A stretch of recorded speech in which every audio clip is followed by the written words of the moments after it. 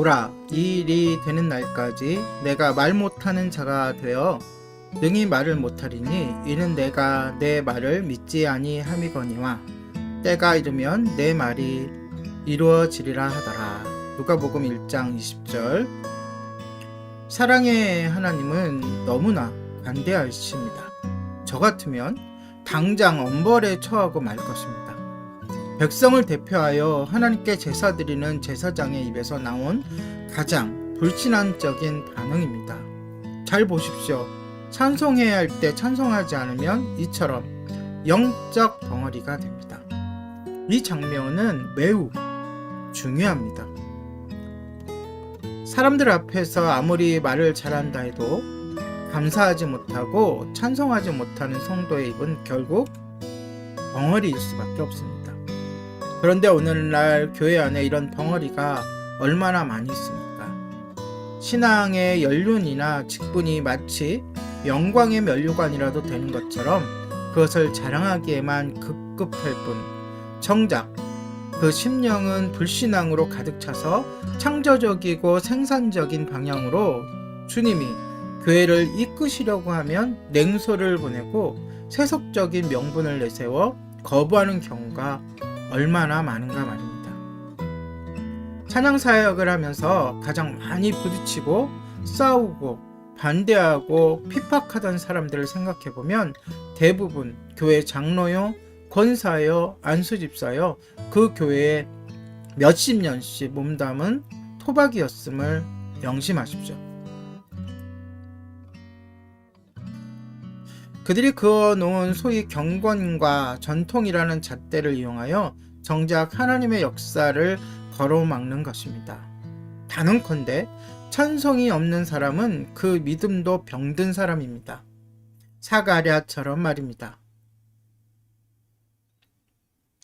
이제 비슷한 것 같지만 반대의 상황에 놓인 마리아의 반응을 한번 보도록 하겠습니다.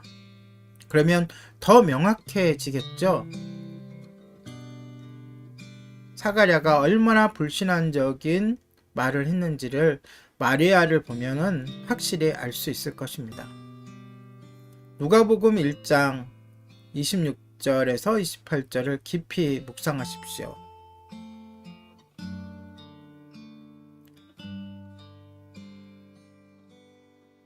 그리고 천사가 이르되 마리아여 무서워하지 말라. 내가 하나님께 은혜를 입었느니라. 보라 내가 잉태하여 아들을 낳으리니 그 이름을 예수라 하라. 누가복음 1장 30절 31절 말씀이죠. 당시 마리아의 상황을 생각해보면 그는 처녀였습니다. 그리고 요셉과 약혼한 관계였습니다. 하나님의 은혜를 얻었다는 것까지는 좋았는데 전혀 남자를 경험해보지 않은 여인에게 수태라니요. 세상에 이런 일이. 많은 이단이나 적그리스도들이 이 부분에서 마리아가 동정녀가 아니었을 수도 있다라는 말로 진실의 말씀을 깎아내리려고 시도합니다. 하지만 그들의 주장은 가장 중요하고 근본적인 믿음을 배제하고 그저 이성적인 잣대로 성경을 짜맞추는 것에 지나지 않습니다. 성경이 그리고 많은 증인들이 그리고 우리 안에 계시는 성령님이 우리로 하여금 마리아가 동정녀임을 증거하고 있습니다. 다시 본문으로 돌아가서 이야기를 전개하도록 하겠습니다.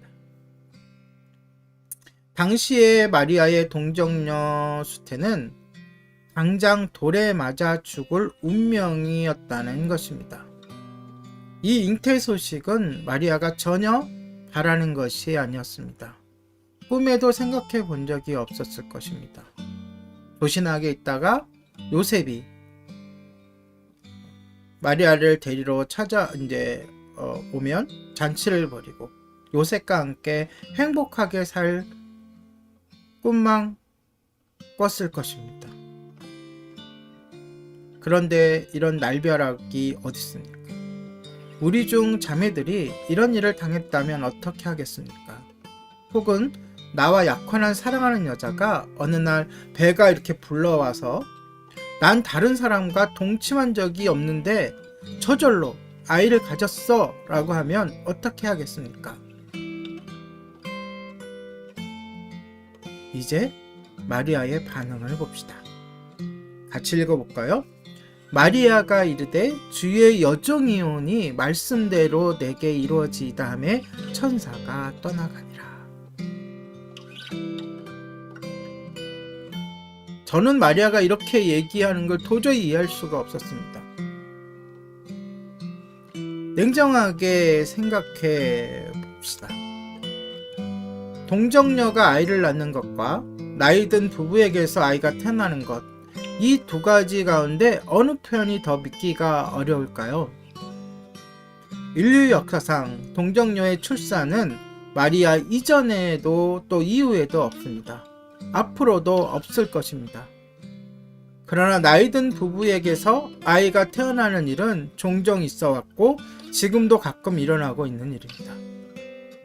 하나님께서 이미 아브라함과 사라 부부를 통해 그 전례를 남기셨습니다. 그리고 그 사실은 이스라엘의 자랑스러운 역사가 되어 제사장 사가랴의 입을 통해 증거되어 왔을 것입니다. 그러나 이 두 사람의 반응은 너무나 대조적입니다.